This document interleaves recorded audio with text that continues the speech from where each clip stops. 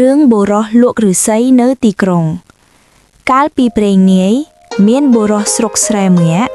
រកដើមឫស្សីទៅលក់នៅក្នុងក្រុងពេលទៅដល់មាត់ទ្វារក្រុងគេមិនដឹងថាត្រូវធ្វើយ៉ាងណាទើបយកឫស្សីចូលទៅបានព្រោះទ្វារក្រុងវាទាបបើលើកបញ្ឈរក៏មិនកើត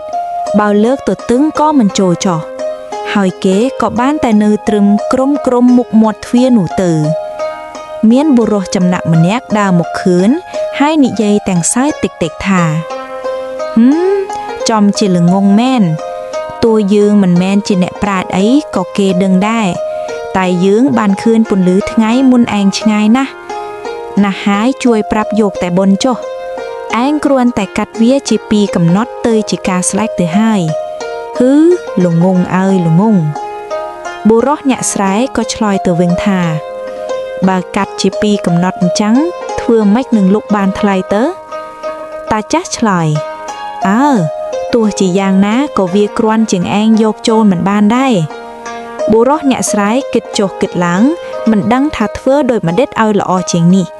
គេក៏រករណាមកកាត់ដើមឫស្សីជាពីរកំណត់តែម្ដងទៅគំនិតអប់រំ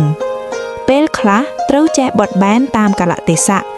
ដោយចេះសាកល្បងធ្វើរឿងដែលមិនធ្លាប់ធ្វើដើម្បីចេញជាប្រយោជន៍ថ្មីមួយទៀតការមិនហ៊ានសាកល្បងគឺស្មើនឹងបាត់បង់ឱកាសមួយបើមិនហ៊ានធ្វើសោះគឺបរាជ័យតែម្ដង